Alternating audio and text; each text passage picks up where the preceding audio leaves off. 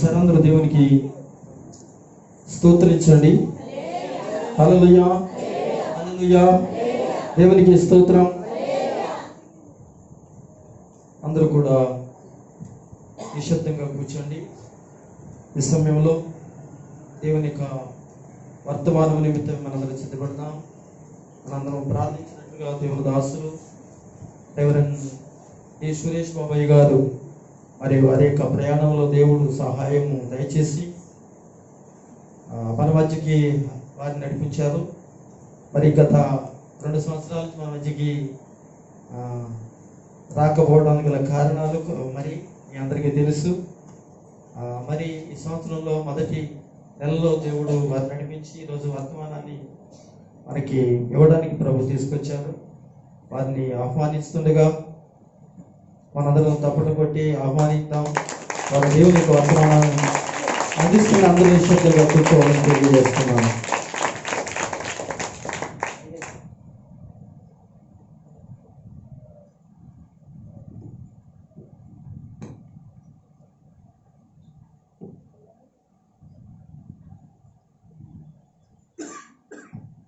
తరుణుని ప్రార్థన చేస్తున్నాను.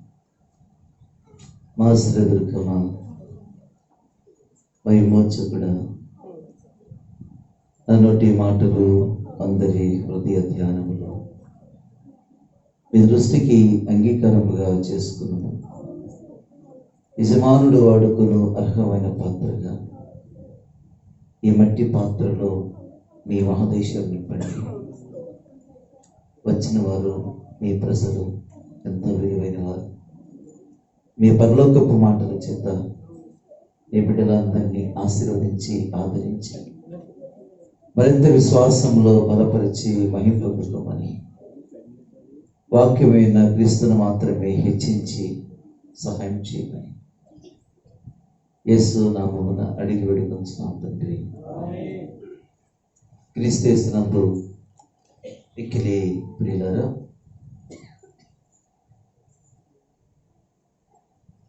సజీవుడు పునరుద్ధానుడు మన ప్రభువుని యేసుక్రీస్తు నామములో ఎంతో ప్రేమపూర్వకంగా ఆహ్వానించి ఇటు శ్రేష్టమైన అవకాశాన్ని దైవజనుడు పౌలయ్య గారు కల్పించారు. వారికి నా ప్రత్యేకమైన వందనాలు, అమ్మగారికి వందనాలు చెల్లిస్తున్నాను.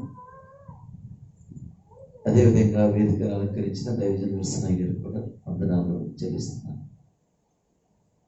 చేరి వచ్చిన మీ అందరికీ కూడా ప్రత్యేకమైనటువంటి శుభాలు, నూతన సంవత్సర శుభాకాంక్షలు తెలియజేస్తున్నాను. దేవుని బిడ్డలారా, దేవుని వాక్యాన్ని డైరెక్ట్గా మనం చూసుకుందాం. హెబ్రీయులకు రాసిన పత్రిక 11వ అధ్యాయము. హెబ్రీయులకు రాసిన పత్రిక 11వ అధ్యాయము. ఈరోజు మనం మెయిన్ థీమ్గా ఇది ఆలోచించేద్దాం. 11వ అధ్యాయంలో మీ అందరికీ తెలిసిన భక్తులే ఇందులో ఉన్నారా లేదా చెప్పండి. హెబ్రీయుల మొదలు పని కదా. తెలియనంటి విశ్వాసులు ఎవరు లేరు. హేబెలు తెలుసు, హానోకు తెలుసు కదా, నోవహు తెలుసు, మోషే తెలుసు, ఇస్సాకు తెలుసు. దాదాపుగా 16 మంది భక్తులు ఇక్కడ మనకు కనపడుతున్నారు. వారిని మనం విశ్వాస వీరులు అని కూడా పిలుస్తున్నాం. ఎవరు వాళ్ళు? ఇటు చూడాలి మీరందరూ. విశ్వాస వీరులు అని కూడా పిలుస్తున్నాం. మనకి ఏదైనా విశ్వాసం తగ్గిందనుకోండి, వీరి విశ్వాసాన్ని మనం చూస్తాం కదా. అసలు ఈ విశ్వాసానికి ఆధారం ఎవరనంటే 12వ అధ్యాయం, విశ్వాసం నాకు కర్త. ఇంతమంది విశ్వాసమును బట్టి అని రాశారు కదా. మరి విశ్వాసానికి ఆధారం ఎవరు, కర్త ఎవరు? మన ప్రభువైన యేసుక్రీస్తు. అందుకనే 12వ అధ్యాయంలో విశ్వాసమునకు కర్త అయిన, దాన్ని కొనసాగించేవాడైన యేసు వైపు చూచొచ్చు. మీరందరి విశ్వాసం పెరగడానికి మన ప్రియ ప్రభువే, మన ప్రియ ప్రభువే. కాబట్టి మీరు వాక్యాన్ని శ్రద్ధగా ఆలకించాలని నేను ఆశిస్తూ ఉన్నాను. హెబ్రీ పత్రిక హెబ్రీలైన క్రైస్తవులకు రాసిన పత్రిక. యూదులు ఉన్నారు కదా, ఇశ్రాయేల్ దేశం, యెరూషలేము దేశం అంటామో లేదా చెప్పండి. వాళ్ళు హెబ్రీలు అంటారు. హెబ్రీలైన క్రైస్తవులకు రాసిన పత్రిక. మనందరం ఎవరు? అన్యజనులైన క్రైస్తవులు. మనం యూదులెవరు? హెబ్రీలైన క్రైస్తవులు. మనం అన్యులైన క్రైస్తవులను. ఇక్కడ దైవజనుడైన పౌలు హెబ్రీలైన క్రైస్తవులకి చక్కని ఉత్తరాన్ని రాశాడు. దాదాపుగా 21 పత్రికలు ఉన్నాయి. దాదాపుగా అంటే 21 పత్రికలు మనం చూస్తాం. హెబ్రీలకు కంటే మనకు కూడా ఇది చాలా ప్రాముఖ్యమైనది. ఒక మాట చెప్పాలనుకుంటున్నాను. ఇప్పుడు యేసు ప్రభు వారు పరలోకములో ఏం చేస్తున్నారు అని తెలుసుకోవాలంటే హెబ్రీ పత్రిక చదవాలి. హెబ్రీ పత్రిక పరలోకమును తెరిచిన పత్రిక అంటారు. హెబ్రీలకు రాసిన పత్రిక పరలోకమును తెరిచిన పత్రిక అంటారు. ఇప్పుడు యేసు ప్రభు వారు పరలోకమును ఏం చేస్తున్నారు అని అంటే హెబ్రీలకు రాసిన పత్రిక చదువుకోవాలి. యేసు ప్రభు వారు నిన్న అంటే గతంలో ఏం చేశారు అని తెలుసుకోవాలంటే 4 సువార్తలు చదవాలి. రేపు యేసు ప్రభు వారు ఏం చేయబోతున్నారు అని తెలుసుకోవాలంటే ప్రకటన గ్రంథం చదువుకోవాలి. ఈరోజు అంటే ప్రస్తుతం యేసు ప్రభు ఏం చేస్తున్నారని తెలుసుకోవాలంటే ఏం చదవాలి? హెబ్రీలకు రాసిన పత్రిక చదవాలి. నిన్న అంటే గతం ఏం చేశారు ఈ భూమి మీద అంటే 4 సువార్తలు చదువుకోవాలి. రేపు యేసు ప్రభు వారు ఏం చేయబోతున్నారు అని తెలుసుకోవాలంటే ప్రకటన గ్రంథం చదువుకోవాలి. అంటే రేపు జరగబోయే సంగతులు, ప్రస్తుతం నిన్న సంగతులు, ఇవన్నీ కూడా యేసు ప్రభులో మనం చక్కగా తెలుసుకోవాలి. యేసు ప్రభు గురించి తెలుసుకుంటే మరింతగా మన విశ్వాస జీవితం బలపడుతుంది. ప్రభు కొరకు తెలుసుకుంటే మన ఆత్మీయ జీవితం చాలా అభివృద్ధి చెందుతుంది. కాబట్టి మనం ఎక్కువగా తెలుసుకోవాల్సింది మన ప్రభు అయినటువంటి యేసుక్రీస్తు గురించి. అందుకే హెబ్రీలకు రాసిన పత్రికలో యేసు ప్రభు దూతల కంటే శ్రేష్ఠుడు అని చెప్పాడు. యేసు ప్రభు ప్రవక్తల కంటే శ్రేష్ఠుడు అని చెప్పాడు. యేసు ప్రభు మందసము కంటే శ్రేష్ఠుడు అని చెప్పాడు. యేసు ప్రభు మోషే కంటే శ్రేష్ఠుడు అని చెప్పాడు. యేసు ప్రభు అబ్రహాము కంటే శ్రేష్ఠుడు అని చెప్పాడు. అంటే యేసు ప్రభు యొక్క శ్రేష్టతను గురించి పౌలు చాలా నొక్కి ఒక్కడించాడు. ఎందుకు అంటే అసలు యేసు ప్రభు యొక్క శ్రేష్టత తెలుసుకున్నారా మీరు? కేవలము ఆయన గాయాలు మాన్పేవాడని, స్వస్థతనిచ్చేవాడని కదా, అంతవరకే తెలుసుకున్నారా? ఎక్కువ తెలుసుకోవాలి. యేసు ప్రభు ఎంత శ్రేష్ఠుడో, ఎంత ఘనుడో అది తెలుసుకుంటే మనం చాలా స్ట్రాంగ్గా ఉంటాం. ఆయన గురించి తక్కువ తెలుసుకుంటే చాలా తక్కువగా ఉంటాం మనం. అందుకే యేసు ప్రభు యొక్క గొప్పతనం గురించి చాలా అద్భుతంగా పౌలు గారు రాశారు. హెబ్రీలు యేసు ప్రభు అన్నారు, మీరు యెరూషలేములోను, యోదయలోను, సమరయలోను మీరు నాకు సాక్షులు ఎందురని ప్రభు చెప్పారు కదా. ఆయన ఆరోహణం అవుతూ చెప్పారు, శిష్యులారా మీరు యెరూషలేములో సాక్షులు ఉండాలి, సమరయలో కదా సాక్ష్యంగా ఉండాలని చెప్పాడు. యేసు ప్రభు వెళ్ళిన తర్వాత పరిశుద్ధాత్ముడు వచ్చాడు 10 దినాలకు. తర్వాత యెరూషలేములో పీటర్ ప్రసంగం చెప్పినప్పుడు, పేతురు ప్రసంగం చెప్పినప్పుడు ఎంతమంది రక్షింపబడ్డారు?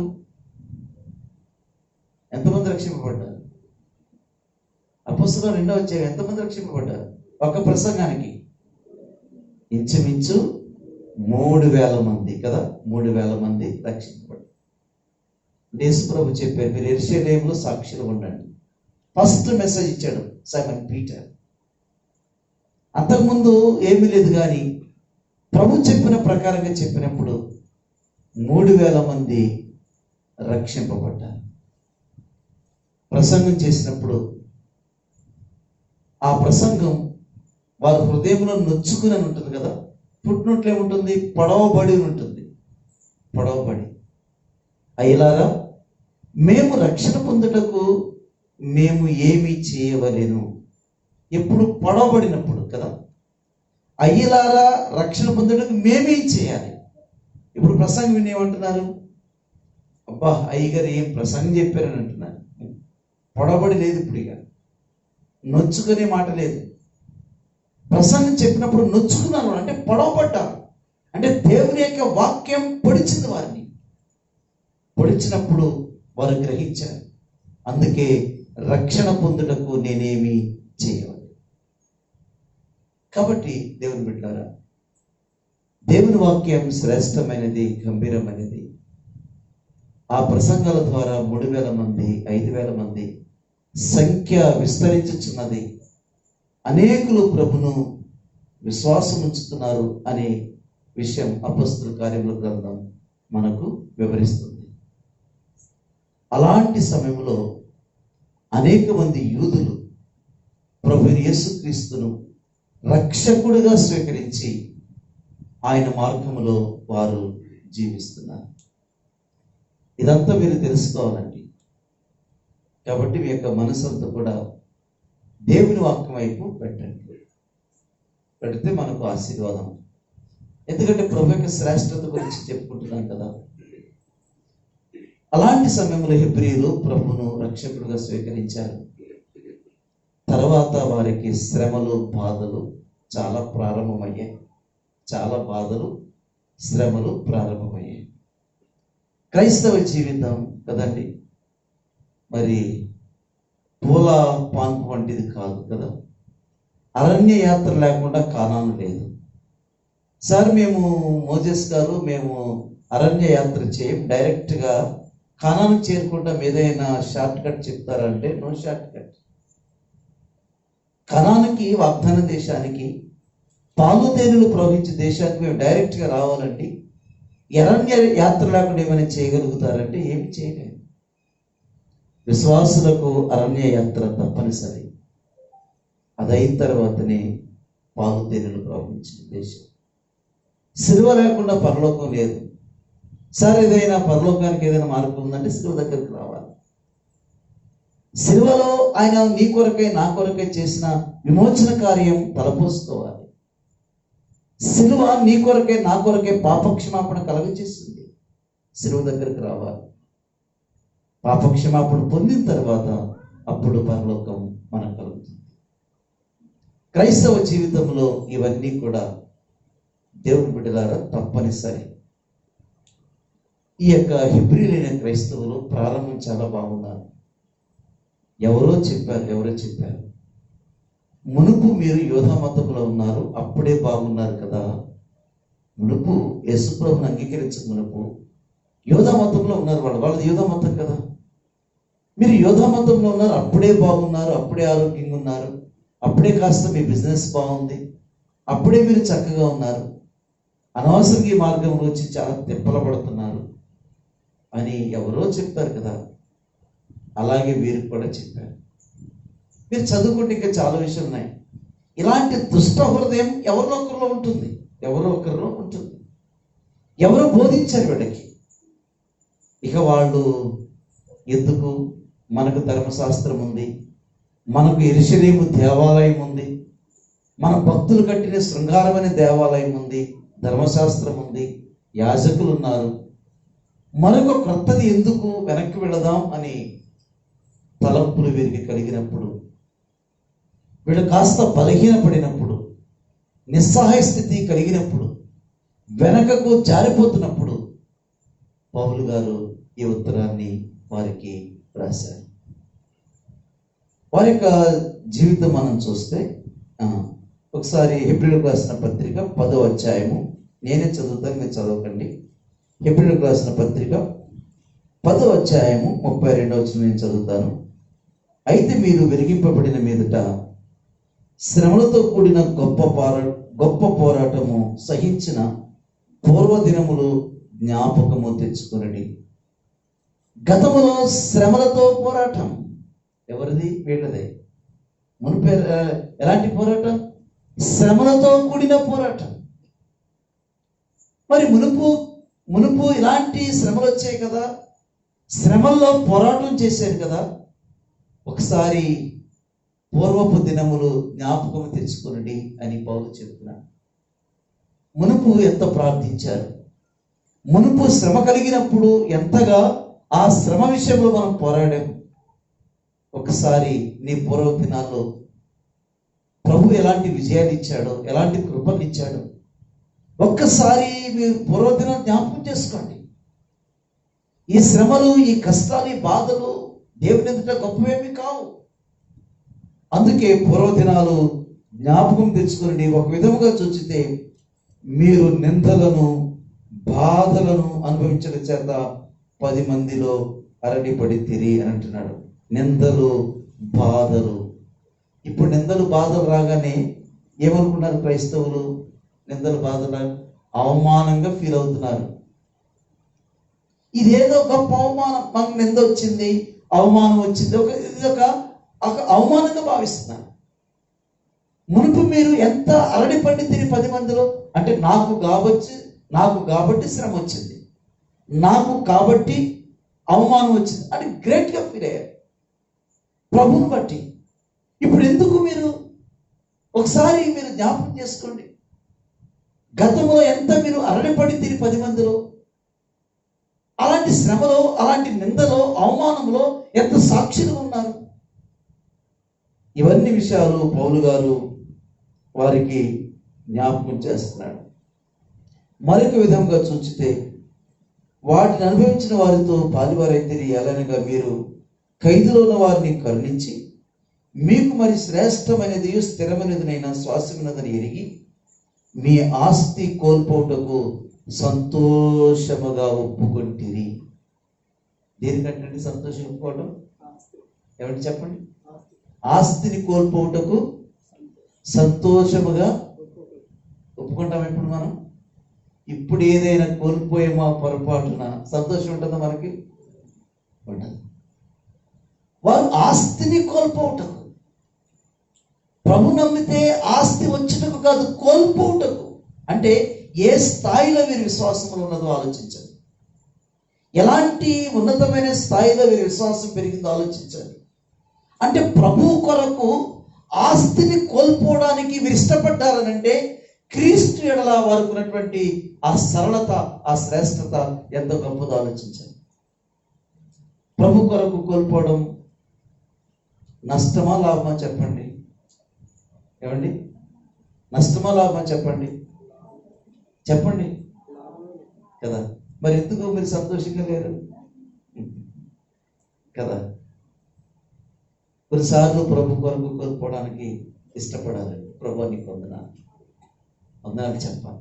కోల్పోయాం, ప్రభు నీకు స్తోత్రం. నేను మునుపు గతంలో ఇలా ఉన్నాను, ఇప్పుడు నేను నమ్ముకోవడం ద్వారా ఇది కోల్పోయాను, నీకు వందనాలు చెప్పాలి. కొన్నిసార్లు కోల్పోవాల్సి వస్తుంది ప్రభు కొరకు. కోల్పోవటం మంచిదే, అది దుఃఖంతో కోల్పోకూడదు. వారు కోల్పోవటకు సంతోషము, ఎంత చక్కని మాట, సంతోషంగా ఒప్పుకున్నారట.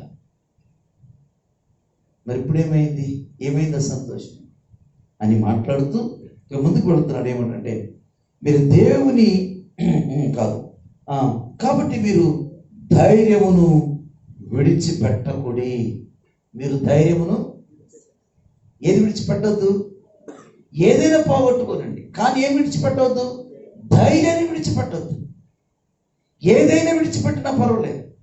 ఒక విశ్వాసి ధైర్యాన్ని మాత్రం విడిచిపెట్టవద్దు. పరిస్థితి ఏది సంభవించినా పర్వాలేదండి, ఏమి జరిగినా పర్వాలేదు.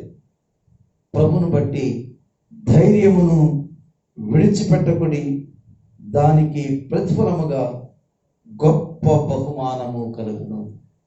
దానికి ప్రతిఫలముగా బహుమానమా? గొప్ప బహుమానమా? గొప్ప బహుమానం. ఎప్పుడు? సంతోషంతో అంగీకరించినప్పుడు, ఇష్టపడినప్పుడు, పోరాటం చేసినప్పుడు, బాధ అనుభవించినప్పుడు, నిందలు అనుభవించినప్పుడు గొప్ప బహుమానం తన బిడ్డలకు పెడతాడు. ఈరోజు చాలా మంది బహుమానం వరకు వస్తున్నారు కానీ పొందుకోలేకపోతున్నారు, వెనక్కి తిరుగుతున్నారు. అక్కడ వరకు రీచ్ అయ్యారు చాలా మంది. తీరా గొప్ప బహుమానం పొందుకునేసరికి ఎవరేదో చెప్పడం, వెనకకి తిరిగిపోవటం, విశ్వాసం తగ్గించుకోవటం, ప్రార్థనకు మానేయటం, దేవునికి దూరంగా ఉండటం, ఇవన్నీ చాలా మంది విశ్వాసుల జీవితంలో మనం చూస్తూ ఉన్నాం. అయితే దేవుని బిడ్డలారా, మొదట వెలిగింపబడ్డారు. ఇప్పుడు వారిని పౌలు గారు సరే ఇంత ఆత్మ సంబంధమైన వరంలో రుచి చూచారు కదా, ఎంత వాక్యాన్ని విన్నారు కదా, ఎంత తెలిసింది కదా, మీ కర్మ పోతే పోని అని పౌలు గారు విడిచిపెట్టలేదు. అని సహజంగా ఏం చేస్తాం, ఎంత తెలుసుకున్న తర్వాత, ఎంత ఎదిగిన తర్వాత, ఎంత నేర్చుకున్న తర్వాత వీడి కర్మ పైగా వీడు బాగుపడాలంటే బాగుపడతాడు, లేకుంటే లేదు అని అనుకోలేదు పౌలు. వెనకకు జారిపోయిన చల్లారిపోయినటువంటి విశ్వాసులను పౌలు గారు అద్భుతంగా బలపరుస్తున్నాడు, వారిని లేవనెత్తుతున్నాడు. అందుకే హెబ్రీయులకు రాసిన పత్రిక ఈ పత్రికను రాసింది. ఈ పత్రికలో ఎక్స్పోజిషన్ ఉంటుంది, అంటే యేసు ప్రభు యొక్క శ్రేష్టత గురించి చెప్పాడు.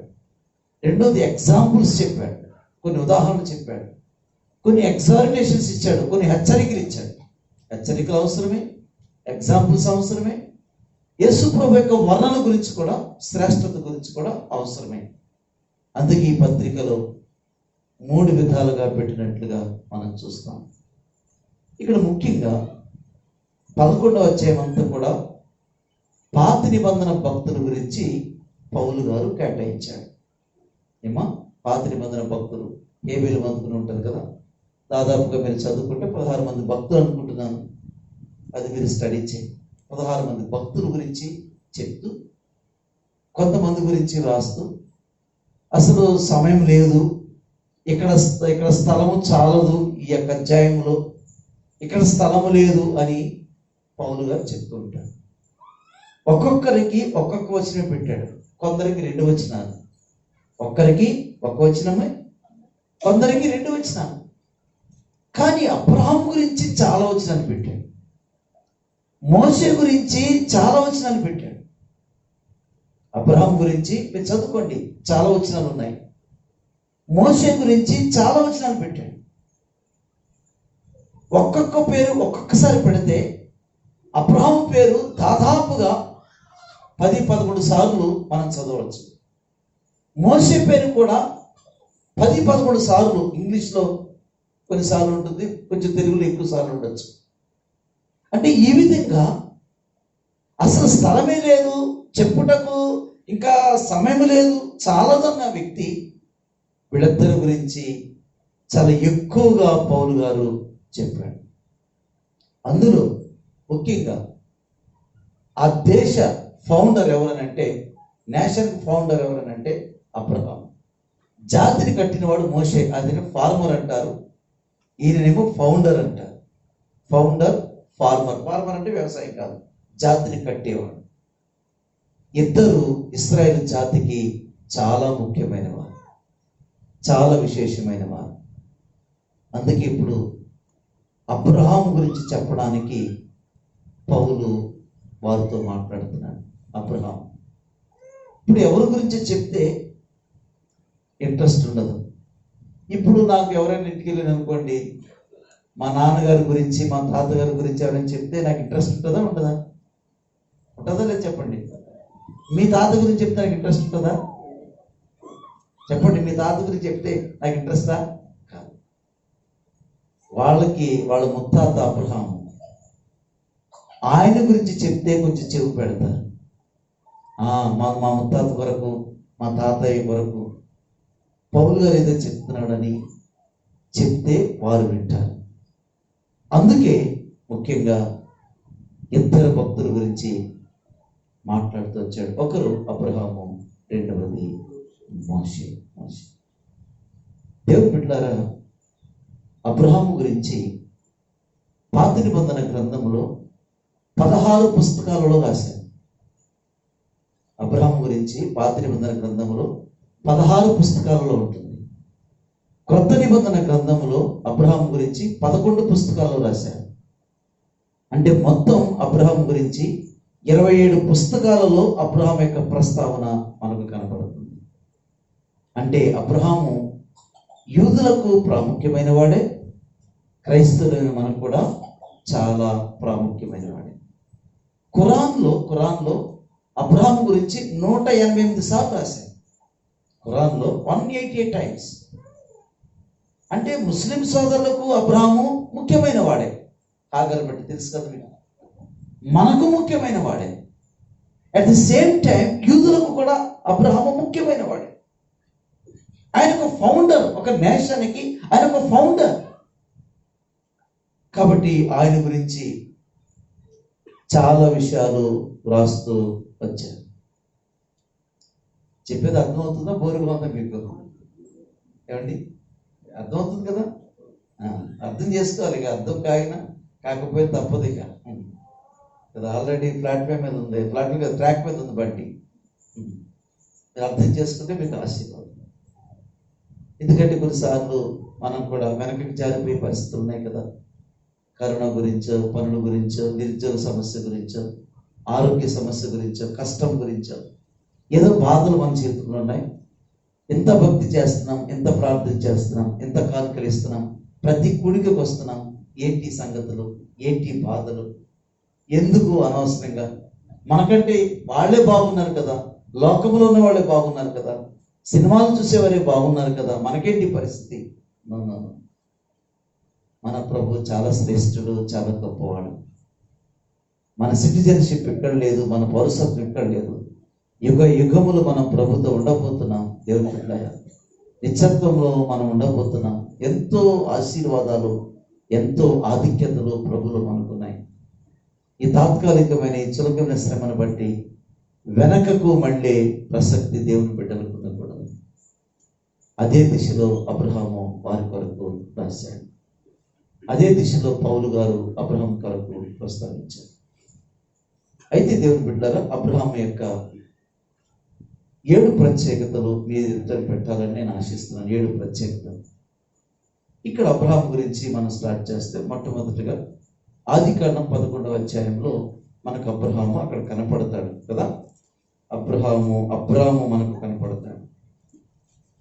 ఇక్కడ మనం అబ్రహాం గురించి మనం చివరి మాటలు మనం చూస్తాం. సమయం చాలదు, చాలా ప్రత్యేకతలు మనం ధ్యానించాలి కాబట్టి కొంచెం ముందుకు సాగడానికి మనం ప్రయత్నించేద్దాం. అబ్రహాముది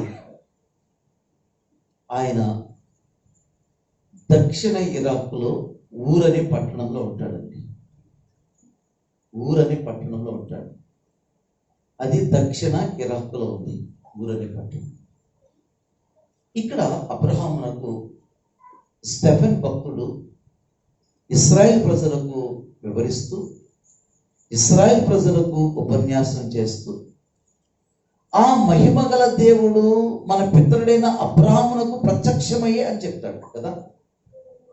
అబ్రహామునకు దేవుడు ఎలా ప్రత్యక్షమయ్యాడు చెప్పన? అపొస్తలుల 7వ అధ్యాయం ఉంటుంది కదా, అపొస్తలుల కార్యముల గ్రంథం 7వ అధ్యాయం ఉంటుంది అన్నమాట.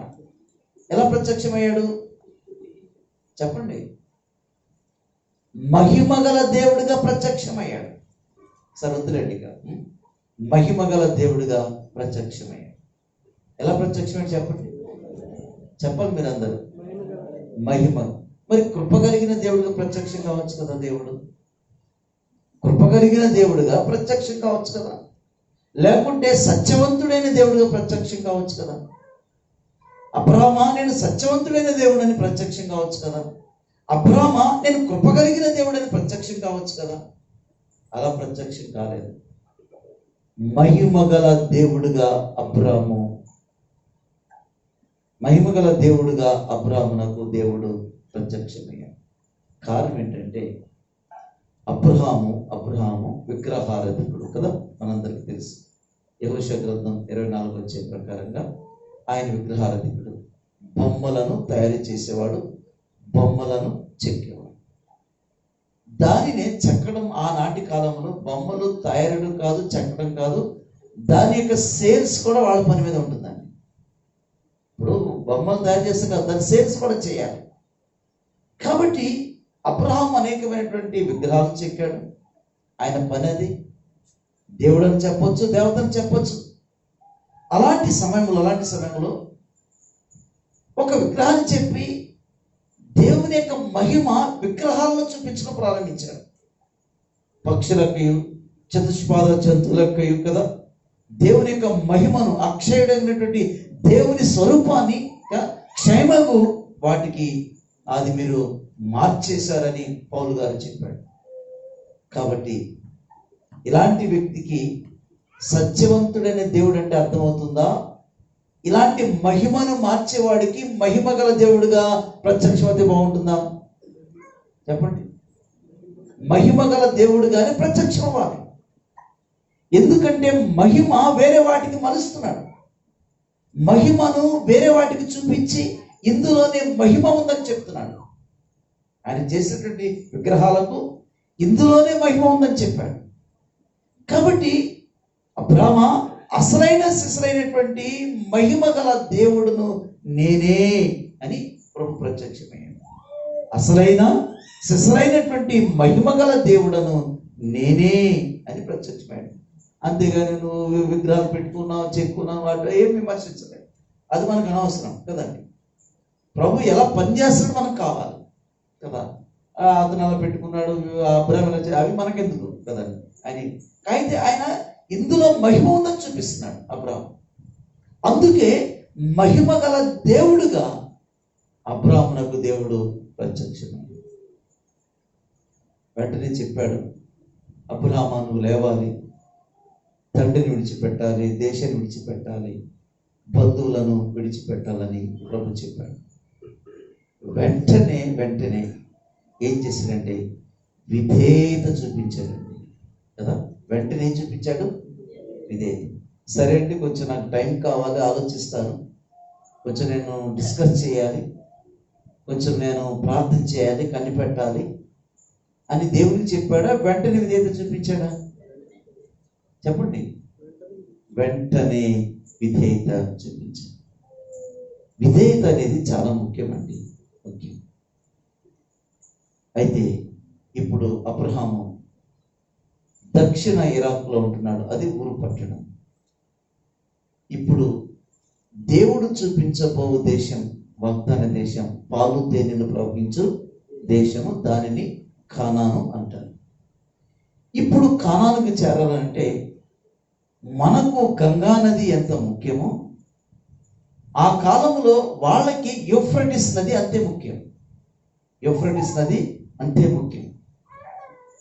కాబట్టి ఇప్పుడు రావాలి అని అంటే ఖచ్చితంగా కానాను చేరాలంటే ఏ నది దాటాలి? యూఫ్రటీస్ నది దాటాలి కదా, దాటాలి. అందుకని చూద్దాం, ఆదికాండము 14వ అధ్యాయము 12 చదవండి. మరియు అబ్రాహాము సహోదరుని కుమారుడైన లోతు సొదొమలో కాపురం ఉండను గనుక అతనిని అతని ఆస్తితో పట్టుకుని పోగా తప్పించుకుని ఎక్కడను వచ్చి హెబ్రీయుడైన అబ్రాహామునకు. చాలు, హెబ్రీయుడైన అబ్రాహాము ఫస్ట్ మెన్షన్. హెబ్రీయుడు అనే మాట బైబిల్లో. తర్వాత హెబ్రీ పడిచేవాడని జోసెఫ్ గురించి రాశారు, హెబ్రీ స్త్రీల గురించి రాశారు. ఇప్పుడు అది కాదు, మనం ఫస్ట్ మెన్షన్ మొట్టమొదటిగా రాసింది ఇక్కడ హెబ్రీయుడైన అబ్రాహాము అని రాసింది. అంటే హెబ్రీయుడు అని అంటే నది దాటినవాడు అని అర్థం. ఏమని అర్థం? నది. ఏ నది దాటాడు? యూఫ్రటీస్ నది దాటినవాడు అని అర్థం కదా. ఇప్పుడు మనం ఎందులోంచి దాటాం? యోహాను సువార్త 5వ అధ్యాయం 24 వచ్చి చదవండి. యోహాను సువార్త 5వ అధ్యాయము 24 వచ్చిన.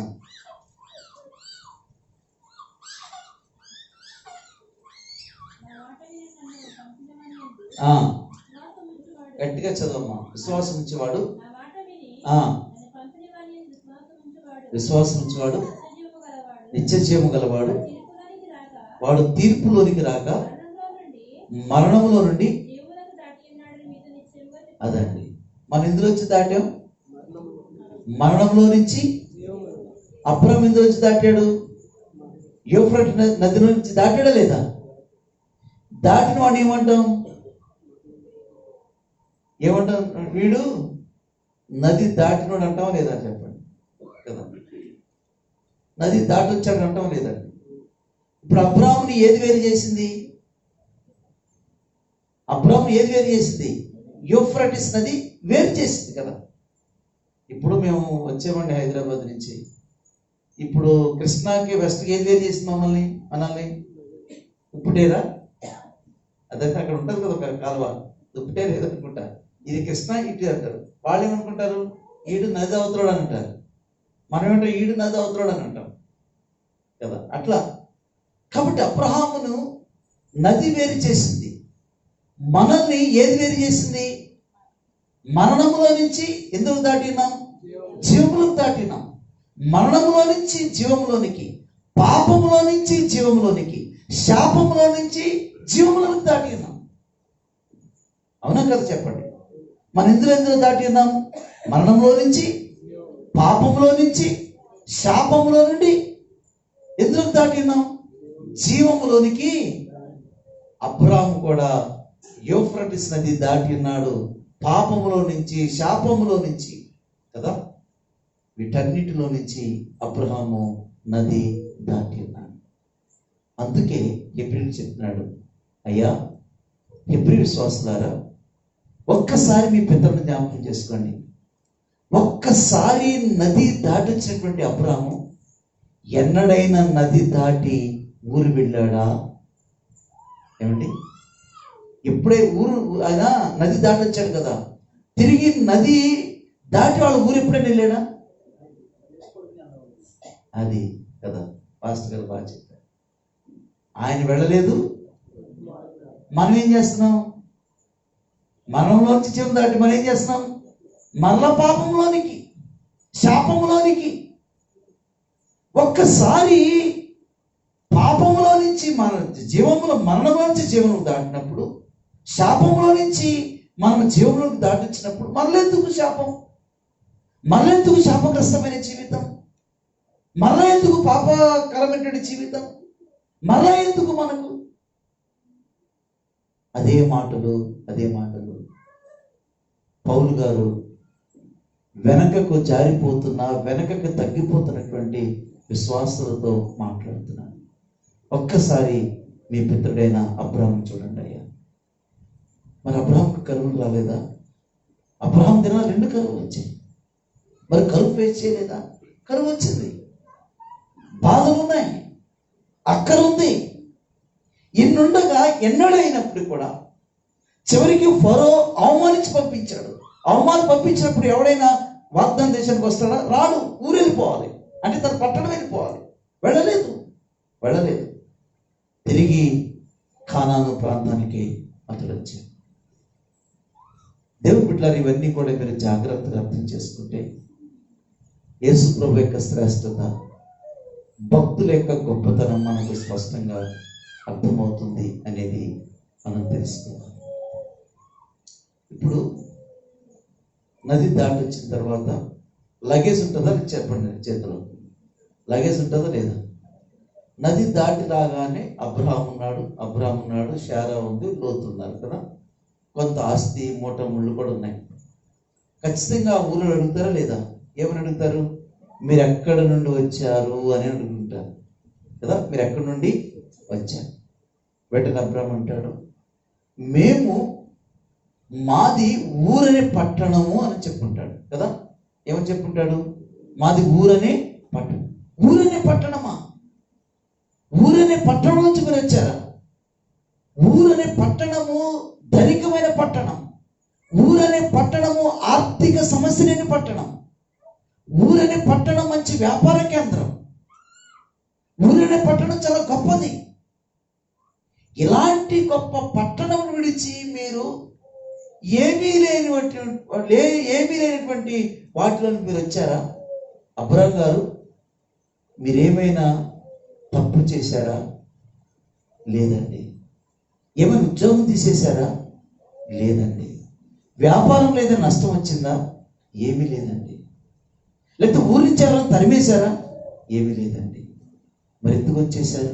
అక్కడ అంత బాగుంటుంది కదా అని అంటే, మహిమ గల దేవుడు ప్రత్యక్షమయ్యాడండి. మహిమగల దేవుడు ప్రత్యక్షమయ్యాడు. అబ్రహామా అన్ని విడిచిపెట్టేమన్నాడు, అన్ని విడిచిపెట్టేమన్నాడు.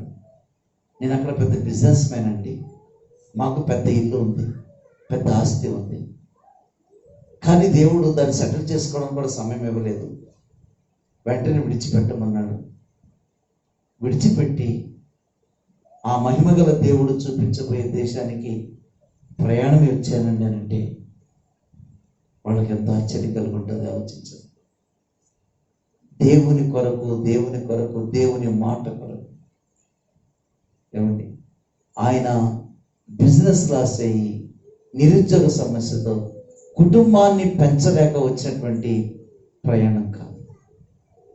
దేవుడు ఏ పిలుపైతే పిలిచాడు, దేని కొరకైతే ఆయన పిలిచి నడిపించాడు, ఆ పిలుపునకు వెంటనే అబ్రహాము లోబడ్డాడు. అందుకే పౌలు అంటున్నాడు, ఈ శ్రమల వెనక కలగబో గొప్ప బహుమానం ఉందని చెప్తున్నాడు కదా. గొప్ప బహుమానం మీకు కలగబో గొప్ప బహుమానం ఉంది. ఇక్కడ చెప్పాడు కూడా అబ్రహాంకి, నేను దీవిస్తాను, నీ వంశాన్ని దీవిస్తాను, సమస్త వంశవళులు నీ యందు ఆశీర్వదింపబడతాయని అబ్రహాంకి చెప్పాడు. దేవుడు బిడ్డలారా, ఎంతగా మీ పితరుడు ఎంత కోల్పోయాడే, ప్రభు కొరకు వచ్చాడే, ప్రభు కొరకు నడిచాడే. ఒకసారి అబ్రహాం జీవితాన్ని ఒకసారి ఆలోచించాడు. అబ్రహాం ఎంత మూల పురుషుడు, ఎంత గొప్పవాడు అబ్రహాము ఒకసారి ఆలోచించాడు. అబ్రహాము ఎన్ని ప్రపంచానికి ఎంత దీవెనకరంగా ఉన్నాడు ఒకసారి ఆలోచించాడు. ఇటు ముస్లిమ్స్ కానీ, ఇటు క్రైస్తవులు కానీ, ఇటు యూదులకు కానీ అబ్రహాము ఎంత దీవెనకరంగా ఉన్నాడు ఒక్కసారి అబ్రహాం జీవితాన్ని ఒకసారి పరిశీలన చేయండి. ఎన్నడైనా మాట తప్పాడా?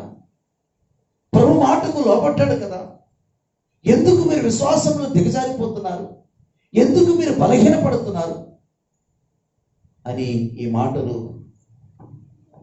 పౌలు గారు వారికి తెలియజేస్తున్నారు. దేవుని బిడ్డలారా, కొన్నిసార్లు కలుగుతాయి, శ్రమలు కలుగుతాయి. రావంటారు చెప్పండి. ఇప్పుడు మాకు కరోనా వచ్చింది కదా, నాకు వచ్చింది, పాస్టర్ గారికి వచ్చింది, మా అబ్బాయికి వచ్చింది. మరి విడిచిపెట్టాడంటారా? మరి పాస్టర్ గారికి రావడం ఏంటి? హైదరాబాద్లో ఆ టైంలో ఏ పాస్టర్, ఫస్ట్ పాస్టర్ నేనే. హైదరాబాద్ వాట్సాప్లో మోగిపోయినాయి, పలానా పాస్టర్ గారికి కరోనా వచ్చిందని చెప్పి హాస్పిటల్ అడ్మిట్ అయ్యారని చెప్పి కదా. మరి రావంటారా చెప్పండి? వస్తాయి, ఖచ్చితంగా వస్తాయి. ముగ్గురికి వచ్చాయి ఇంట్లో. మరి అప్పుడు ఏంటి ప్రభా నాకెందుకు అన్నాడు. ప్రభు ప్రశ్నించలే, ఇది ఎందుకు వచ్చింది ప్రభా, ఇదేంటి, నేనేమి ఏం లేదు, ప్రభు అలా చేశాడు అంతే, ప్రభు అనుమతించాడు అనుకున్నాను అంతే. ప్రార్థన చేశాం, హాస్పిటల్లో ఉండి పరిచర్య చేశాం, ఆన్లైన్ సర్వీస్ చేశాం. ముగ్గురు 3 బెడ్ల మీద ఉన్నాం. ఎట్లా అనిపిస్తుంది చెప్పండి? 3 బెడ్ల మీద ఉన్నామండి. దాదాపు 15 రోజులు ఉన్నాం. ఆలోచించండి ఎట్లా ఉంటుంది పరిస్థితి. ఇంత వాక్యం ఎరిగిన నేను, ఇంత వాక్యం చెప్తాను నేను, చాలా పెద్ద సంఘంలో కాపరిగా ఉన్నాను నేను, నా కింద అనేక మంది సహాయ కాపరులు ఉన్నారు, నాకేంటి అని అనుకుంటే అవుతుందని చెప్పండి? రాదు. కొన్నిసార్లు దేవుడు అలౌ చేస్తాడు, కొన్నిసార్లు దేవుడు అనుమతిస్తాడు. మీకెందుకు రావాలి నో అనుకోకూడదు. దేవుడు బిడ్డలారా, మరి ఇక నాకు వచ్చింది కాబట్టి నేను వాక్యం చెప్పనంటే కుదురుతుందో చెప్పండి? నాకే వచ్చింది కాబట్టి నేను వాక్యం చెప్పనంటే నా కింద చెప్పి వాక్యం చెప్పించుకుంటాడు ఆయన, అంతే కదా. ఆయన పరిచర్య ఆపుకోడు కదా. నేను చెప్పనని కూర్చున్నాను అనుకుని ఏం చేస్తాడు? సంఘంలో ఎవరో చిన్న పిల్లల్ని తీసుకుని అతనికి వాక్యం ఇచ్చి మాట్లాడతాడు. ఆయన మనుషులకు వాక్యం ఇవ్వగలడు, గాడిదకి వాక్యం ఇవ్వగలడు, కోడికి వాక్యం ఇవ్వగలడు కదా. ఆయన సృష్టికర్త కదా. కాబట్టి మనం ప్రశ్నించలేం ప్రభుని. ఇది ఎందుకు ఇలా జరిగింది, ఎందుకు ఇంత సంభవించిందని ప్రభుని ప్రశ్నించకూడదు కూడా. ఇశ్రాయేలీయులు మలాకీ గ్రంథంలో అనేక ప్రశ్నలు ప్రభుకి గుప్పించారు. ప్రశ్నల వర్షం. ప్రభు అడిగితే మేమేమి చేసామన్నారు వాళ్ళు తిరిగి. అందుకని మౌనం అయిపోయాడు దేవుడు. మనం ప్రశ్నిస్తే దేవుడు మౌనం అయిపోతాడు. దేవుడు అన్నాడు ప్రశ్నించడానికి తెగించకూడదు. ప్రశ్నల వర్షం ప్రభుకి గుప్పించకూడదు. అవసరమైతే బ్రతిమలాడాలి తప్ప, ప్రభుని అడగాలి తప్ప, నువ్వెందుకు చేయవు, ఎట్లట్లా చేయవు, దీక్షను చేపడితే ఏమీ పని కాదండి. ఎందుకంటే ప్రభు శరీరంలో లేడు మన వల్ల కరిగిపోవడానికి. మన శరీరంలో ఉన్నాం. మనం ఏం చేస్తాం? సాయంకాలం కరిగిపోతాం. అట్లా ప్రభు కరగడు.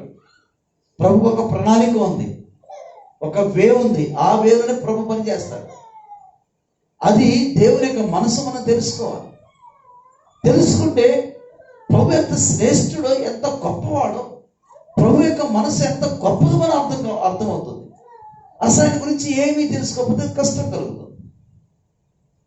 అందుకే అబ్రహాము గురించి చెప్తుంటే అతడు పాస్ అవే అంటే నది దాటిన వాడు అనే మాట మనకు అర్థమవుతుంది. యేసుప్రభు అన్నారు లాజరు చనిపోయినప్పుడు ఏమన్నారు?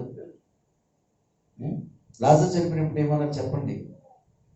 మన స్నేహితుడైన లాజరు నిద్రించుచున్నాడు. మీ సంఘంలో లాజరు ఎవరు లేరా? లేనట్టున్నారు కదా. మన స్నేహితుడు లాజరు నిద్రించుచున్నాడు అనడా లేదండి? స్నేహితుడు.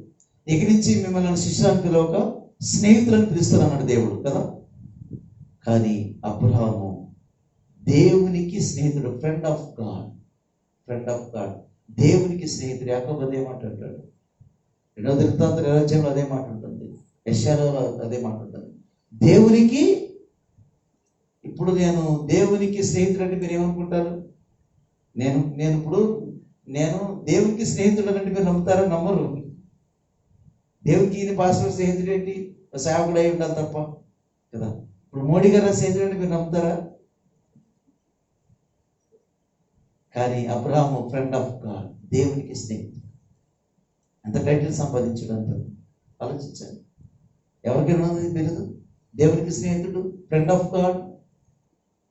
దేవుని స్నేహితుడు అనగలమా మనం? చెప్పండి. ప్రభు అన్నాడు మిమ్మల్ని స్నేహితుడు పిలుస్తానని. మన స్నేహితుడని లాజరు గురించి అన్నాడు. అంటే ఏ స్థాయిలో తన విశ్వాసం పెరిగిందో, ఏ స్థాయిలో ప్రభు కొరకు జీవించాడు, ఏ ఉన్నతమైన స్థాయిలో అబ్రహాము వర్ధిల్లాడు. దేవుడు బిడ్డారా, అలాగూ వర్ధిల్లాలి, కలగబోవు బహుమానం కొరకు నిరీక్షణతో ఎదురు చూడాలని సత్యాన్ని ఇక్కడ మాట్లాడుతూ ఉన్నాడు. రెండోది చూద్దాం 23వ అధ్యాయము 4వ వచనం. మీ మధ్య నేను పరదేశిని గాను పరవాసిని గాను ఉన్నాను. అదండి రెండవ లక్షణం. మీ మధ్య ఎలా ఉంటున్నాడు? పిలిగ్రిమ్ అంటే పరదేశిగాను పరవాసిగాను ఉన్నాను కదా. అందుకని ఎవరైనా చనిపోతే ఏమని పెడతారు? కాల్డ్ ఇంటూ హోమ్ అని పెడతారు. మరి ఎవరైనా చనిపోయి ఏమంటారు? కాల్డ్ ఇంటూ హోమ్, దేవుని ఇంటికి పిలువబడ్డాడు, అంతే కదా. ఎవరైనా చనిపోయారు అనుకోండి, ఏంటి మరి? ఎవరైనా చనిపోయారు అనుకోండి, ఏం మారింది మనకి? మనం ఎవరైనా చనిపోయారు ఏం మారింది? అడ్రస్ మారింది, అంతే. ఏం మారింది చెప్పండి? ఏం మారింది? ఇప్పుడు ఇప్పుడు ఎక్కడున్నా ఈ అడ్రస్ ఉంది, రేపొద్దున ఏంటి అడ్రస్? అది అడ్రస్ మారింది, అంతే. సేమ్ ఉంటాం మనం. ఆత్మ చావలేదు కదా. Call it home. అబ్రహాం అంటున్నాడు మీ మధ్య, అప్పుడు శారా చనిపోయింది అనుకోండి, పరదేశిని గాను పరవాసిగాను ఉన్నాను అన్నాడు. ఈ మైండ్ డెవలప్ చేసుకుంటే ఏమైనా బాధ ఉంటుందో చెప్పండి? అంటే నేను ఇక్కడోని కాను, నా సిటిజన్షిప్ పరలోకములో ఉంది, నా పౌరస్థితి పరలోకములో ఉన్నదని గ్రహిస్తే ఏదైనా బాధలు పడతాం చెప్పండి? ఇప్పుడు మనది ఇక్కడ కాదనుకున్నాం, మన పరిస్థితి ఇక్కడ లేదనుకున్నాం. అనుకున్నప్పుడు ఈ భూ సంబంధమైనటువంటి విషయాలు ఎక్కువ పట్టించుకుంటామా? పట్టించుకోము. ఎందుకు? ఒక్కరోజు ఇవన్నీ విడిచిపెట్టి వెళ్ళిపోవాలి. అందుకంటున్నాను నేను పరదేశిని పరవాసిని అనే మాట. ఎంత చక్కని మాట్లాడాడు కదా. అందుకనే అబ్రహాము ఇంటిని పర్మనెంట్ స్ట్రక్చర్ వేసుకోలేదు. అందుకనే అబ్రహాం ఏమంటాడు? ఓ ప్రక్కన దక్షిణ దిక్కు దిగితే మరొక దిక్కు వెళ్ళిపోతూ ఉంటాడు. అంటే టెంట్లు మార్చుకుంటున్నాడు. అది పర్మనెంట్ స్ట్రక్చర్ అంటే ఒకే చోట ఉండాలి కదా. అంటే దేవుడు ఎటు పంపిస్తాడో ఎటు వెళ్ళమంటాడో తెలియదు కాబట్టి దేని మీద జీవనం కొనసాగించాడు? టెంట్ మీద, గుడారం మీద కొనసాగించాడు. మరొక దిక్కుకు వెళ్ళమంటే ఏం చేస్తాడు అంటే రాత్రే గుడారం టెంట్లు ఇప్పుడు తెప్పేస్తాడు, మరొక చోట వేసుకుంటాడు. అలాగని అబ్రహాము పేదవాడు కాదు, అబ్రహాము ధనవంతుడు. లోతు పక్క ఇల్లు కట్టాడు, లోతు డూప్లెక్స్ హౌస్ కట్టాడు. కానీ అబ్రహాము కట్టలేదు, ఇస్సాకు కట్టలేదు, యాకోబు కట్టలేదు. ఎందుకు? వారి యొక్క మైండ్ ఏం డెవలప్ చేస్తున్నారు? మనము పరదేశులము, పరవాసులము, పరదేశులము, పరవాసులు. ఈ మైండ్ డెవలప్ అవుతే చాలా ఫ్రీగా ఉంటుందండి మైండ్. మనకు కాదు ఎందుకు ఈ గొడవలు, మనకు కావు ఎందుకు ఈ సమస్యలు, ఎందుకు ఇంత వేదన, మనకు కావు.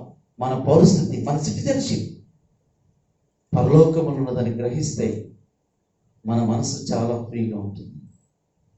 అబ్రహాము ఇదే ఉన్నాడు, అదే చెప్తున్నాడు వాళ్ళకి. ఎందుకయ్యా? అందుకే యాత్రికులను ఒప్పుకున్నారు కదా. హెబ్రీ పత్రిక 11వ అధ్యాయంలో మేమందరం కూడా యాత్రికులను ఒప్పుకొని వారు మృతి చెందారు. వాళ్ళు ఒప్పుకున్నారు, మేము పరదేశము, పరవాసులం అని. మీరు హెబ్రీ పత్రిక 11వ అధ్యాయం చదువుకుంటారు. వాళ్ళు ఒప్పుకొని వాళ్ళు దేవుడు చూపించినటువంటి ఆ దేశానికి వారు ఇష్టపడ్డారు. కాబట్టి ఈ లోకంలో ఎక్కువగా కుమిలిపోయి బాధపడి అన్నం తినకుండా ఎందుకు ఈ జీవితం, ఎందుకు అనుకోవద్దు. ఎందుకనంటే మనం ఉండాలనుకున్న ప్రభు ఒక రోజున ఏం చేస్తాడు? ఉండనిస్తాడా? చెప్పండి. ఉండనివాడు.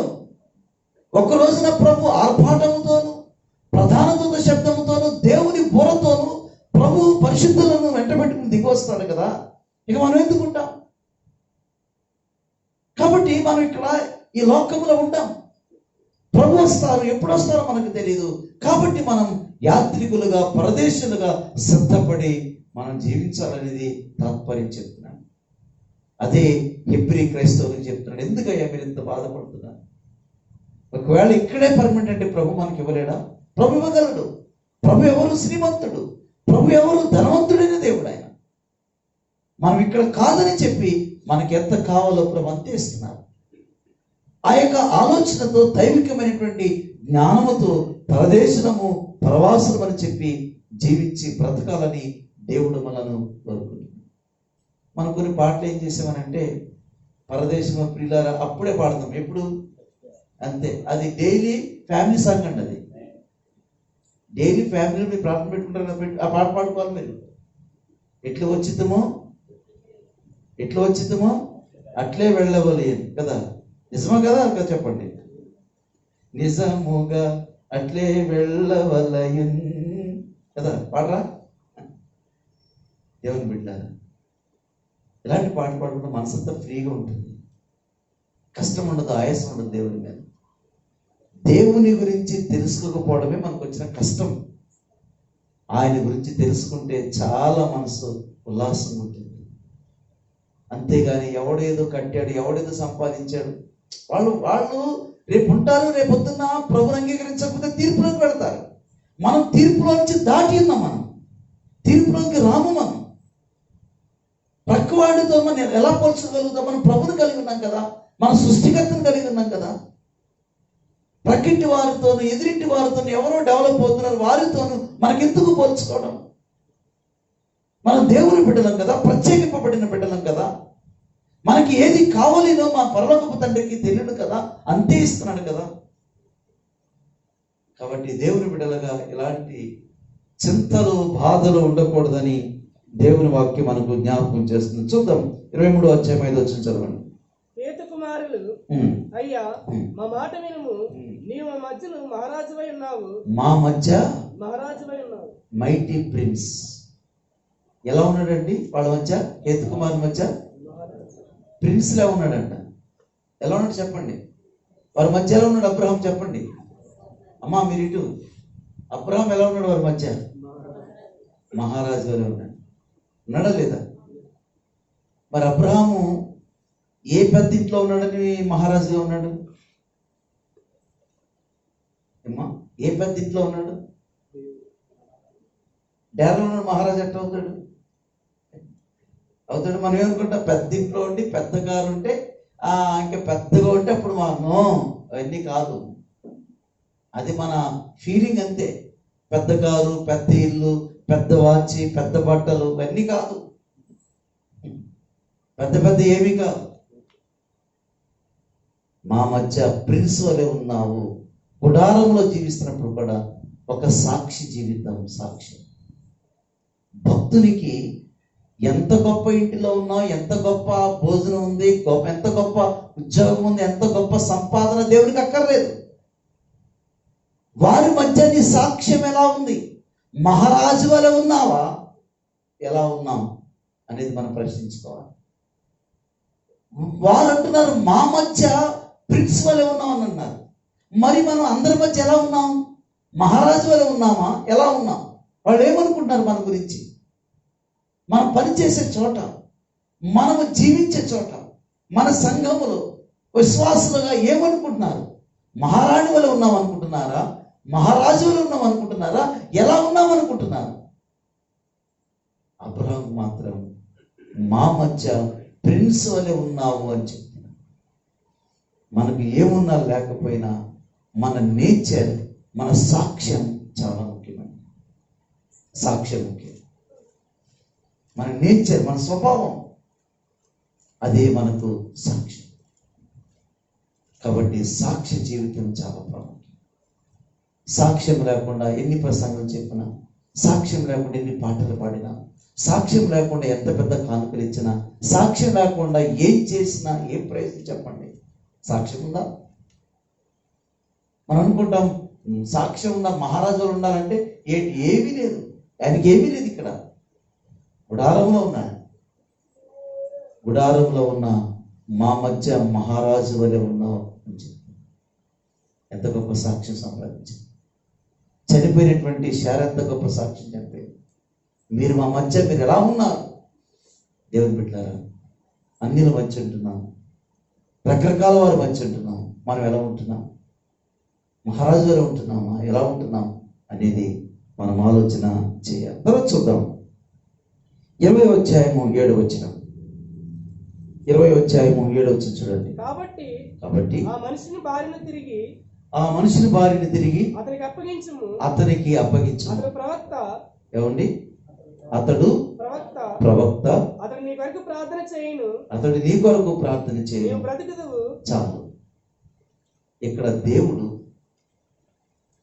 శారా విషయంలో మరొకసారి జోక్యం చేసుకున్నాడు. అబీమెలెకుతో మాట్లాడుతున్నాడు. అబీమెలెకుతో మాట్లాడుతూ శారా కల వచ్చిందని చెప్పి మరలా ఒక చిన్న అబద్ధం చెప్తున్నాడు కదా అబ్రాహాము. ఇప్పుడు అబీమెలెకు ఇంటి దగ్గర ఉంది శారా. దేవుడు ప్రత్యక్షమయ్యాడు అబీమెలెక్కి. అబీమెలెక్కి దేవుడు ఏం చెప్పాడు అబ్రాహాము గురించి? అతడు ప్రవక్త. అమ్మా వింటలేదు మీరు? అతడు ప్రవక్త. ఏ ప్రవచనం చెప్పాడు ఆయన? అసలు ఏ ప్రవచనం చెప్పాడు? అతడు ప్రవక్త. రెండోది ఏమంటున్నాడు? అతడు నీ కొరకు అతడు ప్రార్థనా పరుడని ఎవరు సాక్ష్యం ఇస్తున్నారు? దేవుడు సాక్ష్యం ఇస్తున్నాడు. కనీసం మన ఇంటిలో మన భర్త, మన భార్య, మన పిల్లలు సాక్ష్యం ఇవ్వగలుగుతారా? మా నాన్నగారు మంచి ప్రార్థన పరుడు, మా అమ్మగారు మంచి ప్రార్థన పరురాలు. 10 మంది ఎదుట ప్రార్థన చేస్తాం. అది ఎవరైనా చేస్తారు. ప్రతి సంఘంలో చేస్తారు. ప్రతి సంఘంలో అందరూ ప్రార్థన చేస్తారు. అది గొప్పతనం కాదు. అతడు ప్రార్థన పరుడు. ఆయన ప్రార్థన జీవితం గురించి పరలోక దేవుడు సాక్ష్యం ఇస్తున్నాడు. అతడు ప్రార్థన పరుడు అని. ఎంత గొప్ప విషయం ఆలోచించారు కదా. మనం ఇప్పుడు ఇక్కడ ప్రార్థించడం పెద్ద గొప్పతనం ఏం కాదు కదా. నేను ప్రార్థన చేస్తున్న గొప్పతనం కాదు. రేపొద్దున మా బాబు చెప్పాలి, మా డాడీ మంచి ప్రార్థన పరుడు, మా అమ్మ మంచి ప్రార్థన పరుడు కదండి. మన రహస్య స్థావరం ఏది? మన రహస్య స్థలం ఏదంటే స్థావరం ఏది? మన ఇల్లే కదా. మన ఇంట్లో ఏంటి ఎవరు తెలుస్తుంది? పిల్లలకి భార్య తెలుస్తుంది. పాస్టర్కి తెలుస్తుందా? మనం చెప్పుకుంటే తెలియాలి పాస్టర్కి కదా. ఇంట్లో కనిపెడతారు. నిజమైన ప్రార్థన పరులమా ఆ చర్చికి వెళ్ళి అక్కడ ప్రార్థన పడి ఏడ్చి అక్కడ చేస్తున్నామా? ఇంట్లో ఏమైనా ప్రార్థన ఉందా? దేవుడు అబ్రహాం యొక్క ప్రార్థన కొరకు సాక్ష్యం ఇస్తున్నాడు. అతడు ప్రార్థనా పరుడు. ఈ సంవత్సరంలో ఈ సాక్ష్యం సంపాదించాలి. మన ఇంటిలో పరిస్థితులు అలా ఉన్నప్పుడు కూడా అబ్రహాంకి కరువు రాలేదా? అబ్రహాంకి సమస్య రాలేదా? ప్రార్థన మానేడా? చెప్పండి. దేని కొరకు ఇంకెందుకు ప్రార్థన చేయాలి అబ్రహాం? అబ్రహాం యొక్క ప్రార్థన కొరకు దేవుడు ఎంత గొప్ప సాక్ష్యం ఇస్తున్నాడు. దేవుని బిడ్డలారా, మనం ప్రార్థన చేయము కదా, ప్రార్థన చేయము, ఏది చేయము, ఏదో కావాలని దేవుని ఎదురును కోరుకుంటే ఏది కాదు. అతడు ప్రార్థన పరుడు. అతడు నీ కొరకు ప్రార్థన చేయి. మనకు ప్రార్థన వస్తే ఏం చేస్తాడు దేవుడు? ఎవరికైనా బాగోలేకపోతే ప్రార్థన చేయించడానికి పంపిస్తాడు. మనకు రాకపోతే అతడు నీ కొరకు ప్రార్థన చేయను. ఎప్పుడు చేయను? ప్రార్థన చేసేవాడు తెలుస్తుంది కదా ఎలా ప్రార్థన చేయాలో. దేవుడు మనల్ని వాడుకోవాలంటే ప్రార్థన చేస్తూ ఉండాలి మనకి. అప్పుడు ఏం చేస్తాడు? మనలను ఇతరుల కొరకు పరిచయం చేస్తాడు. అభిమేలెకు లాంటి వాడిని పరిచయం చేస్తాడు. అతడు ప్రార్థన చేస్తే నువ్వు బ్రతుకుతావు అనే మాట. మన ప్రార్థన ఇతరులకు మేలు కలగాలి. సంఘంలో ప్రార్థన చేస్తున్నారు, కాపరి ద్వారా ప్రార్థన ఉంటుంది. మీరు ప్రార్థన పరులైతే మిమ్మల్ని ఎక్కడో చోటకి తీసుకెళ్ళి మీ ప్రార్థన ద్వారా వాళ్ళకి ఏదో ఒక కృపనిచ్చి వారిని ఏం చేస్తాడంటే మన స్థానిక సంఘంలోనికి వారిని తీసుకుని వస్తాడు కదా. ఇప్పుడు మీరు మీ ఇంటి పక్క వాళ్ళకి ప్రార్థన చేశారనుకోండి, ఇద్దరు తగ్గిందని మీతో పాటు గుడికి వస్తారా లేదా కదా. మీకు ప్రార్థన రాకపోతే ఏమంటారు? ఈ సీసా పట్టుకెళ్ళి మీ అయ్యగారితో ప్రార్థన చేయించుకురా అంటారు కదా. అంటారు లేదా? ఈ సీసా పట్టుకెళ్ళి మీ అయ్యగారితో ప్రార్థన చేయించుకురా అని అంటారు. ఎందుకు అంటారు? మనకు ప్రార్థన లేదు కాబట్టి. అదే మనం ప్రార్థన పరులమైతే ఏమంటారు? ప్రార్థన చేయండి అమ్మా, ప్రార్థన చేయండి, బ్రదర్ ప్రార్థన చేయండి, సిస్టర్ ప్రార్థన చేయండి, అమ్మ ఆంటీ నా కొరకు ప్రార్థన, అక్క నా కొరకు ప్రార్థన. మనం ఎందుకు అడుగుతలేదు? మనం ప్రార్థన పరులు కాదు కాబట్టి. ప్రార్థన పరులు అయితే ఖచ్చితంగా ప్రభువు చెప్పిస్తాడు. ఇతరు ఈమె ప్రార్థన పరురాలు, ఈమె దగ్గరికి వెళితే కొంచెం క్షేమం కలుగుతుంది. కొంతమందికి ప్రార్థన చేయటమే రాదు. ముగింపు ప్రార్థన, ప్రారంభ ప్రార్థన తెలియదు, ఏ ప్రార్థన తెలియదు. స్తుతి ప్రార్థన అంటే ఇంకేంటో చేస్తారు. ఇక ప్రార్థన విధానంలో ఇంకా నేర్చుకోలేదు మనం. పాస్టర్ గారు చేసే ముగింపు ప్రార్థన కొంతమంది చేస్తారు విశ్వాసులు కదా. స్తుతి ప్రార్థన ఏది, ప్రారంభ ప్రార్థన ఏది, ముగింపు ప్రార్థన ఏది, సంఘములో ఎలాంటి ప్రార్థన చేయాలి, ఆత్మల కొరకు ఎలా ప్రార్థన చేయాలి, ఇవన్నీ నేర్చుకోవాలి. ప్రార్థన జీవితం సంఘానికి ముఖ్యం. ఒక సంఘ పాస్టర్ గారికి ప్రార్థన పరుడు అంటే కాదు, సంఘం అంతా కూడా ప్రార్థన జీవితాన్ని కలిగి ఉండాలి, మోకాళ్ళ జీవితం కలిగి ఉండాలి, దేవుని మీద ఆధారపడి ఉండాలి. అబ్రహాము గొప్ప ప్రార్థన పరుడు, గొప్ప ప్రార్థన. అనుకుంటాం అబ్రహాం ఉట్టిగా ధనవంతుడు అయ్యాడండి. ఇప్పుడు పాస్టర్ కూడా ఏం చేశారు? అబ్రహాములే దీవించు. మరి అబ్రహాం కష్టపడలేదా? అబ్రహాములే దీవించు ప్రభా. అబ్రహాంకి వచ్చిన ఆశీర్వాదం ఇంటికి రావాలంటే ఎందుకు వస్తుంది ఆశీర్వాదం? అంటే అన్నం పెట్టేసి వచ్చేస్తుందా? ఏమండి, అతను ఎంత కష్టపడ్డాడు, ఎంత నష్టపోయాడు, ఎంత ప్రభు కొరకు జీవించాడు, ఎన్నెన్ని కోల్పోయాడు అబ్రహాం జీవితంలో. దేవుని బిడ్డలారా, మన జీవితంలో కలగబోయే బహుమానం కావాలంటే దైవిక విధానం మనం అర్థం చేసుకున్నప్పుడే అది మనం ముందుకు సాగగలుగుతాం. ముందుకు వెళ్తాం. ఇంకా 13వ అధ్యాయం 8వ వచనం, ఆదికాండం 13వ అధ్యాయము 8వ వచనం. కాబట్టి అబ్రాము మనము బంధువులము గనుక మాకును నీకును నా పశువుల కాపర్లకు నీ పశువుల కాపర్లకు కలహం ఉండకూడదు. చూద్దాం అబ్రహాము గురించి మరొక ప్రత్యేకత. లోతు అబ్రహాం కలుసున్నారు లేదా? ఎన్ని సంవత్సరాలు కలుసున్నారు లేదు చెప్పండి? కలుసున్నారు లేదు చెప్పండి? కలుసున్నారు కదా. కలిసి ఉండకపోవడానికి గల కారణం ఏంటి? ఆస్తి పెరిగింది. ఆస్తి లేనప్పుడు ఏం గొడవలు వచ్చాయా? డబ్బు లేనప్పుడు ఏం గొడవ వచ్చాయా? ఎప్పుడు గొడవలు స్టార్ట్ అయ్యి? కొంచెం ఇంట్లోకి బీరులోకి డబ్బు రాగానే కదా. మా సంఘాల్లో కొంచెం కాస్త వస్తే మా సంఘాలు గొడవలే. అంటే ఇలాంటి సాగు మాకు పెద్దది కదా, ముందు బాగుండేవాడు, ఇప్పుడు లక్షలు వచ్చే కొద్దీ ఏం పెరుగుతున్నాయి కదా. మేము పెద్దలు ఉంటాం, మేము ట్రెజరీ పోటీ ఉంటుంది మా దగ్గర. ముందు అసలు మాకేమీ లేదు, ఎందుకు దానికి సరిపోయేది. ఇప్పుడు పెరిగిపోతుంది. పెరిగిపోయినప్పుడు ఏమైంది? ప్రారంభం కలహాలు ప్రారంభమైంది. గుడికి వస్తామని ఒకరొకరు మాట్లాడుకోరు సరిగ్గా. ఈ కారణం ఏంటి? కాన్పులు పెరిగాయి, సంఘం కలహం ప్రారంభమైంది. అయితే కలహం ఎక్కడ ప్రారంభమైంది? లోతు కాపరులకు, అబ్రాము పశువుల కాపరులు.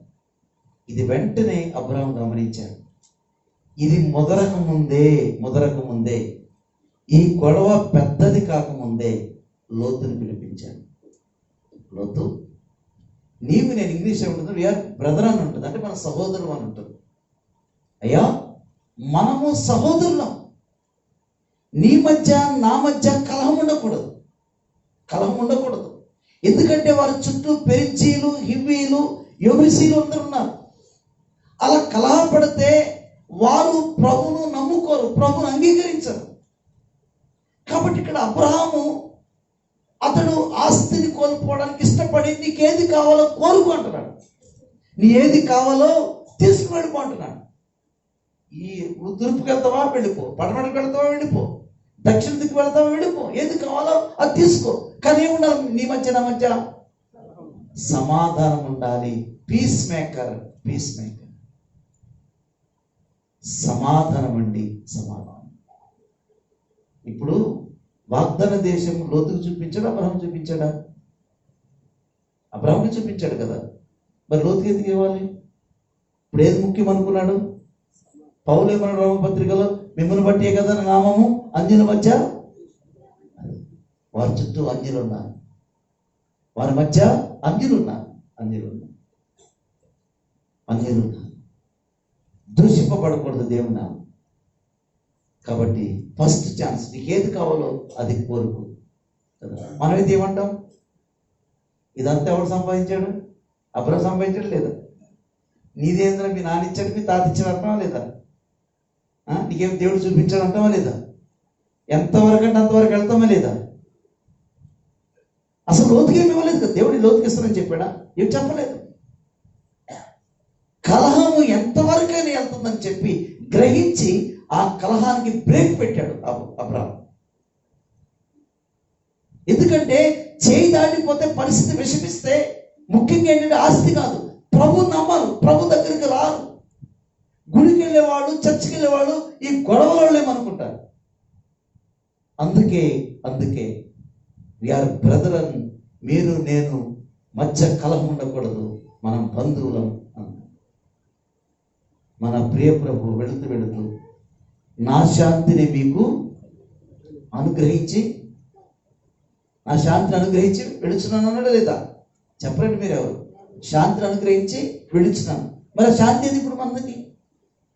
శాంతి అనుగ్రహించేటప్పుడు శాంతి పొందుకున్నామా? శాంతి పొందుకోలేదా? శాంతి అనుగ్రహించాడు, పొందుకోకపోతే ఇలాంటి సమస్యలు వస్తాయి. కాబట్టి మన ప్రియ ప్రభు సమాధానమునకు అధిపతి, సమాధానమునకు అధిపతి. కాబట్టి అబ్రహాము తన జీవితంలో ఒక పీస్ మేకర్ ఉన్నట్లుగా మనము చూస్తూ ఉన్నాం. తర్వాత చూద్దాం 18వ అధ్యాయం 3వ వచనం. ప్రభువా, నీ కటాక్షము నా మీద ఉన్న యెడల ఇప్పుడు నీ దాసుని దాటిపోవద్దు. ఏమన్నాడండి? ఇప్పుడు అబ్రహాం ఇంటికి ఎవరు వచ్చారు? ప్రభు వచ్చారు కదా. ప్రభు వచ్చాడా లేదా? దూతలు వచ్చారని అంటాం, ప్రభు వచ్చాడని అంటాం. వచ్చారని చెప్పండి. మీరు ఏం స్పీడ్గా చెప్పడం లేదు నాకు. వచ్చారా లేదా? చూశాడు, గబగబ పరిగెత్తాడు కదా. నేల మట్టుకు వంగి సాష్టాంగం చేసి ఏమన్నాడు? నీ దాసుని ఏమని చెప్పండి? నీ దాసుని. దాసులైన మాట ఫస్ట్ మెన్షన్ ఇక్కడే. ఇప్పటికీ అబ్రహాము చాలా ధనవంతుడిగా మారిపోయాడు. 18 వచ్చేసరికి అబ్రహాం ఎలా మారాడు? చాలా ధనవంతుడిగా మారిపోయాడు. ఇంటికి వచ్చిన ప్రభుత్వం ఏమంటున్నాడు? నీ దాసుని దాటిపోవద్దు, నీ దాసుని దాటిపో, నీ దాసుడు అని అంటున్నాడు. నీ దాసుడు అంటే ఏంటి? నీ దాసుడు అంటే పర్సనల్ సెక్రటరీ కదా. పర్సనల్ సెక్రటరీ అంటే అబ్రహాముకి 318 మంది దాసులు ఉన్నారు. 318 మంది దాసులు ఉన్నారు. కానీ దేవుని దగ్గరికి వచ్చేసరికి ఏమంటున్నాడు అబ్రహాము? నీ దాసుని పర్సనల్ సెక్రటరీ ప్రభువా, నువ్వు ఆజ్ఞాయం అన్నాడు కదా. ఇప్పుడు సెక్రటరీ ఏం చేస్తాడు? బాస్ ఏం చెప్తే వింటాడా లేదా? చెప్పండి, వింటాడా లేదా? ఎస్ అంటాడా, నువ్వు అంటాడా? మనందరం పర్సనల్ సెక్రటరీనా? మనందరం చెప్పండి, మనందరం ఎవరు దేవునికి? చెప్పండి, పర్సనల్ సెక్రటరీ. అయితే ప్రభు వచ్చి ఈ రాత్రి వేళ నీ కుమారుడు నాకు ఇమ్మంటే ఏమనాలి? ఎస్ అనాలా, నువ్వు అనాలా? ఎస్ అనాలి, నువ్వు అనాలా? ఎస్ అనాలి కదా. మరి అప్పుడే కదా పర్సనల్ సెక్రటరీ. బాస్ మంచి చెప్పొచ్చు, చెడు చెప్పొచ్చు. ఆలోచించండి ప్రియులారా. అబ్రాహాముని కొడుకుని ఇవ్వాలంటే ఎస్ అన్నాడు. అబ్రాహ్మ కత్తి ఎందుకు ఎత్తావు, కత్తి దించంటే ఎస్ లాడ్ అన్నాడు. అంటే దాసులని అర్థమైన తర్వాత, పర్సనల్ సెక్రటరీ అయిన తర్వాత ప్రతిసారి కూడా చిత్తము ప్రభువా, చిత్తము ప్రభువా, అలాగే ప్రభువా, అలాగే ప్రభువా. తన జీవితంలో అంతా కూడా అబ్రాహామునికి తెలిసింది ఏంటంటే నీ చిత్తము ప్రభువా, నీ చిత్తము ప్రభువా. ప్రక్కనే లోతున్నాడు, అలా కాదు ప్రభువా అని అన్నాడు. దోతలు వచ్చి చేపట్టుకుంటే అలాగూ కాదు ప్రభువా, నో లాడ్ అన్నాడు. ఈయనేమన్నాడు? ఎస్ లాడ్ అన్నాడు.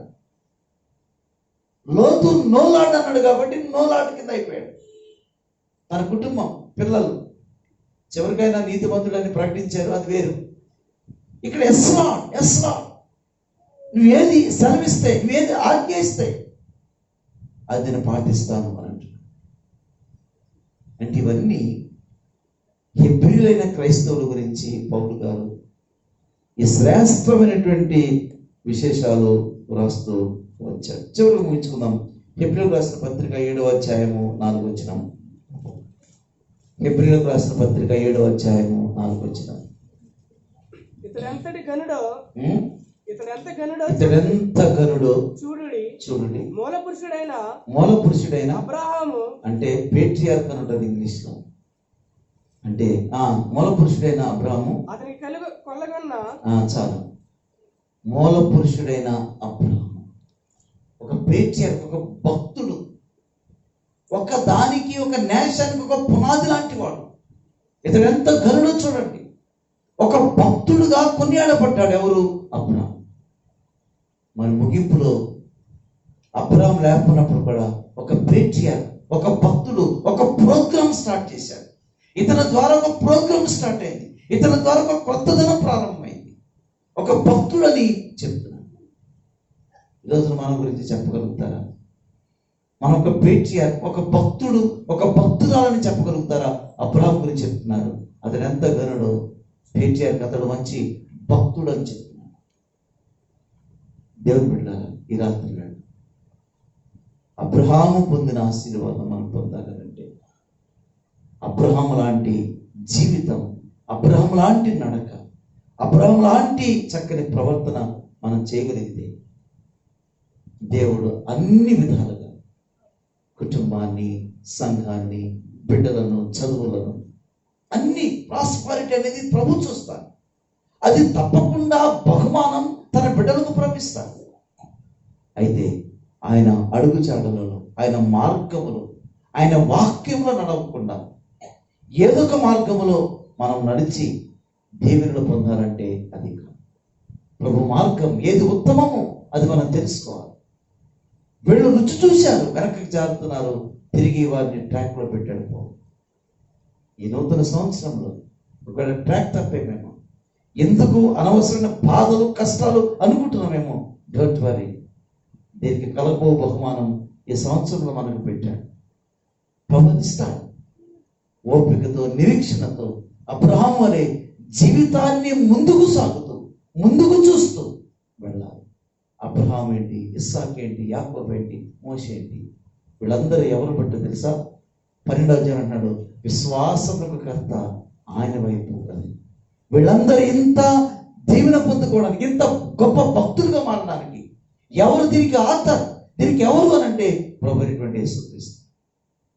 మన కొరకు కలవరసలో ప్రాణం పెట్టిన ప్రభు, మన కొరకు సమస్తాన్ని విడిచిపెట్టి నరావతారిగా వచ్చి ఆయన ఈ లోకంలో జన్మించి కదా, ఒక పశుల పాకులో ఆయన పరుండ పెట్టాడు కదా, పశుల పాకులో పరుండ పెట్టాడు. ఆయన పుట్టినప్పుడు పశుల పాకులో పరుండ పెట్టారు, ఆయన చనిపోయినప్పుడు శిలువలో తలవాల్చారు. ఎందుకొరకు? నీ కొరకు, నా కొరకు, నీ కొరకు, నా కొరకు. ఆనాటి ప్రపంచం ప్రభుకు స్థలం ఇవ్వలేకపోతే ప్రభు అన్నారు, నేను మీకు స్థలం సిద్ధపరచుచున్నానన్నారు. మీ కొరకు నేను స్థలం సిద్ధపరచుచున్నానన్నారు. నేను వస్తాను, నేను సిద్ధపరిచిన స్థలంలోనికి మీరు ఉండులాగున మరలా వస్తానని ప్రభు చెప్తున్నాను. దేవుని బిడ్డలారా, మన స్థలం ఇవ్వలేదేమో, ఒకవేళ ఈ భూమి మీద మనకు స్థలం లేదని బాధపడద్దు. ప్రభు మన కొరకు స్థలాన్ని సిద్ధపరుస్తున్నారు. ఆ ప్రభు తిరిగి రాబోతున్నారు, ఆయన రాబోతున్నారు. మనం కొనిపోబడుతున్నాం. విశ్వాసముతో, మెళుకువతో ఆయన రాకడ కొరకు కనిపెడుతూ భూ సంబంధమైన వాటి విషయంలో ఎక్కువగా మనసు పెట్టి అనవసరమైనటువంటి ఆధ్యాత్మిక జీవితాన్ని చలార్చుకోకుండా ప్రభు వైపు చూస్తే మన జీవితాలు దేవునికరంగా ఉంటాయి, ఆశీర్వదకరంగా ఉంటాయి. అట్టి కృపాటి ధన్యత ఈ రాత్రి కాలం ముందు దేవుడు మనకు మెండుగా అనుగ్రహించుగాక.